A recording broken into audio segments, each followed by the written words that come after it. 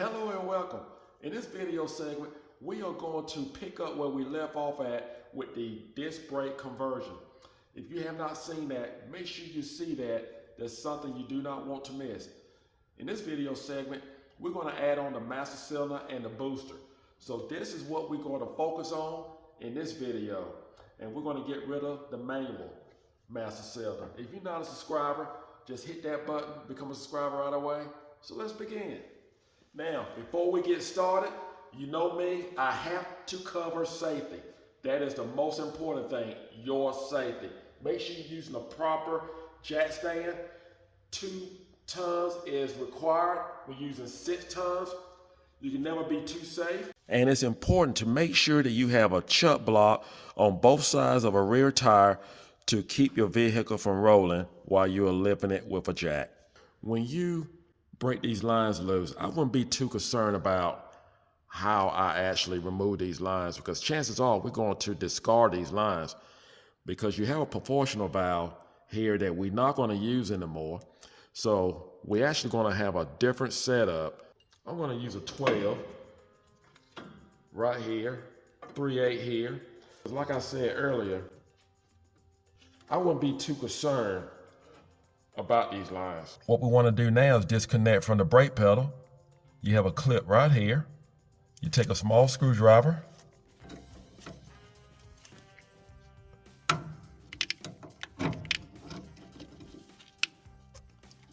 Just move that out of the way. Next, we have a washer right here. Take a larger screwdriver, put it between both levers and pry them apart. We need a 9/16 or 14 millimeter.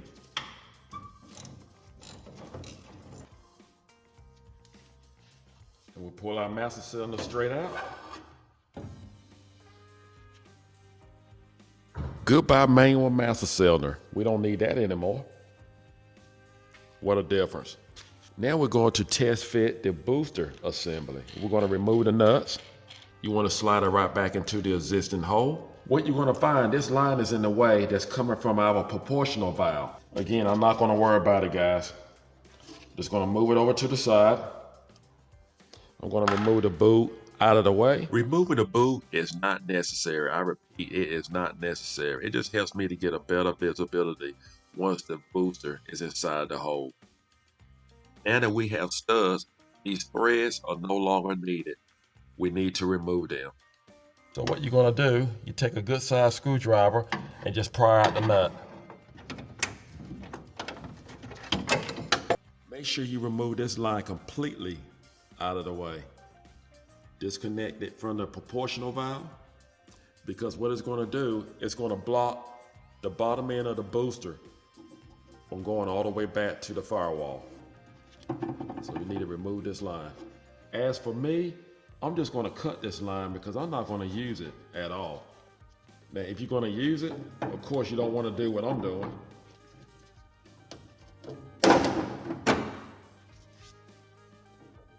Just going to move that out the way. That's no longer needed.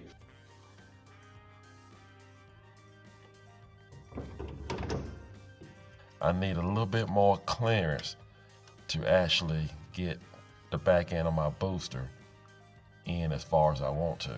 I'm going to loosen up on these 2 bolts. Just widen the bracket on the bottom end. Just going to loosen up on them. Leave them in place. What I'm going to do is just widen the bottom end. Let's try to protect our paint.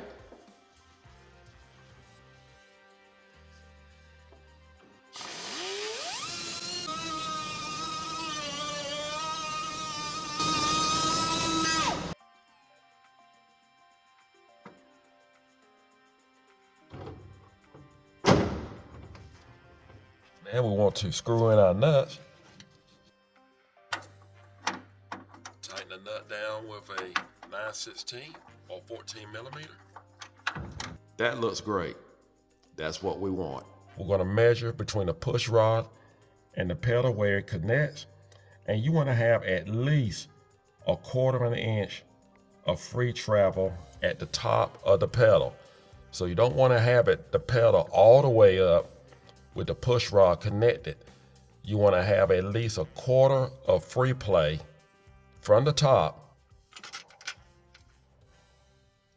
Just take time to get a proper measurement. When I made my measurements from the brake pedal to the push rod, I came up with 2 inches, and that's great. With that said, Master Power Brakes have also provided a push rod extension, and it actually, the length of this extension is 4 inches and 3/4, but the minimum that you can actually cut this rod down to is 1 inch and 3/4.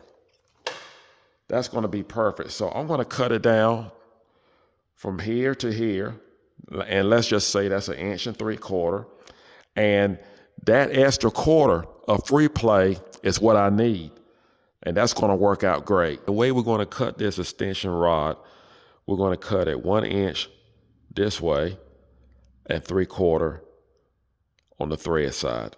I noticed that the brake pedal is not exactly straight like I would like for it to be. It seems like someone was braking with their left foot.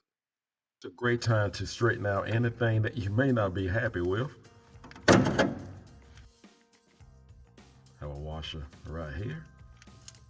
Spray a little penetration oil.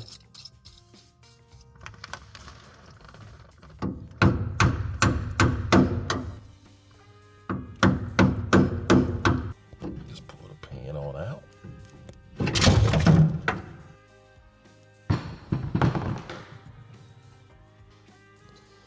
Make sure you want to save your inserts. You do not want to misplace these.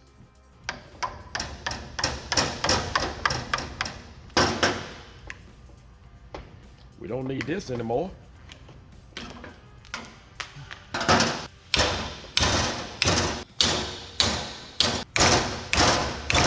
It seems to be as straight as it's going to ever be. And I'm going to tack weld the back side of it just to make sure there's no issues with it.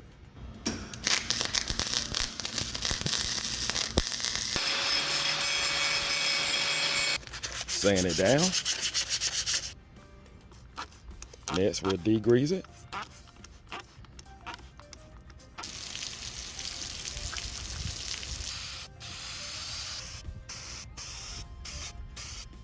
Now it's time for us to cut our extension rod. And again, you can only cut it down no lower than 1 inch and 3/4. Now, if you are concerned about damaging your threads and not being able to actually screw your nut on here, what we can do is just put our nut on prior to cutting this rod, and we're going to screw it past where we're going to cut it. This can kind of ease your mind of being concerned about that. We're just going to put the tape back where we got it from, so we make sure we cut it just right. You can use whatever tool you want to cut it with. I'm going to use a grinder with a cut wheel. You can use a hacksaw, whatever you prefer. Make sure you're wearing safety glasses and earplugs.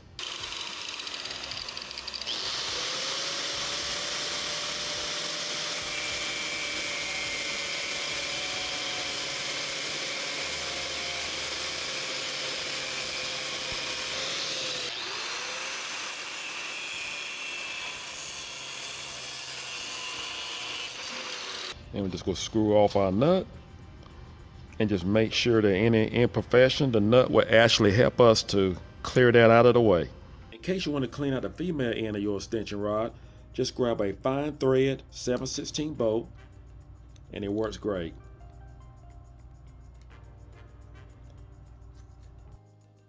The brake pedal turned out great. Can't beat it. Just put a little time in it. It's definitely rewarding. Here's the old pad, and here's the new pad. Here's the part number, and this is the price that I actually got it for. I saw it online a little cheaper, but probably when you had to, if you order it, pay for shipping, it probably come out to the same price I paid for it. And I got it from my local auto parts store. We'll put a little grease around this pin.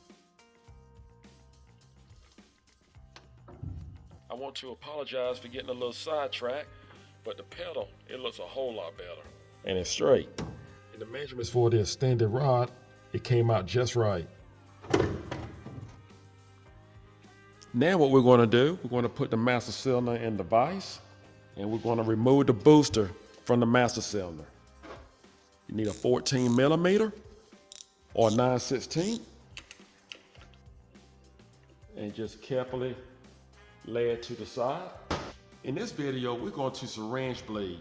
Well, the first thing you want to do, you want to make sure you put on some gloves, because brake fluid is very toxic. You do not want it to get on your skin. You want it to be between 1/4 and 1/2 full of brake fluid. Pull out the syringe. Plug one port of the master cylinder while you are forcing fluid through the other port. Try to keep the air bubbles out. Fill the syringe only halfway to 30 and put the rubber end up against the master cylinder and slowly force brake fluid.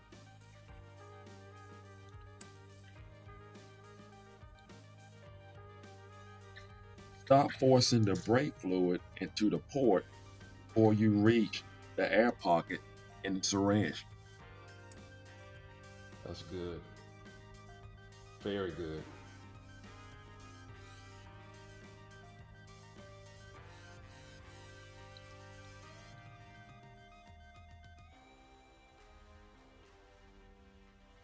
I don't hear any air bubbles. We'll plug this up.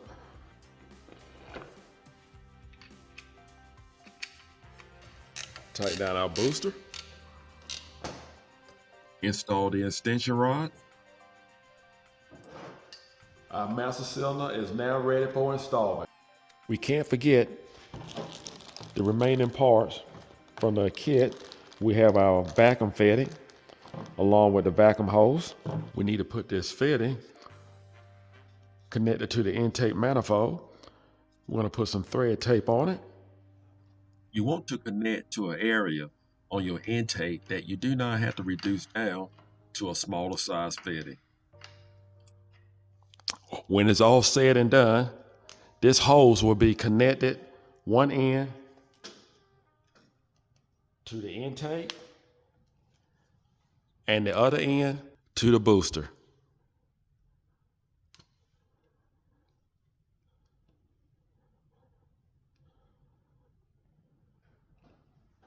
Well, our master cylinder is completed.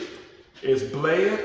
We made our adjustments. So the only thing we have to do is just mount it back up against the firewall and we're done with it. But we can't do that just now because we have a combination valve to install. We have a proportional valve that we need to remove and do away with. And then we will finalize the conversion on the next video. I guarantee it. Do not forget to subscribe. Take care and God bless.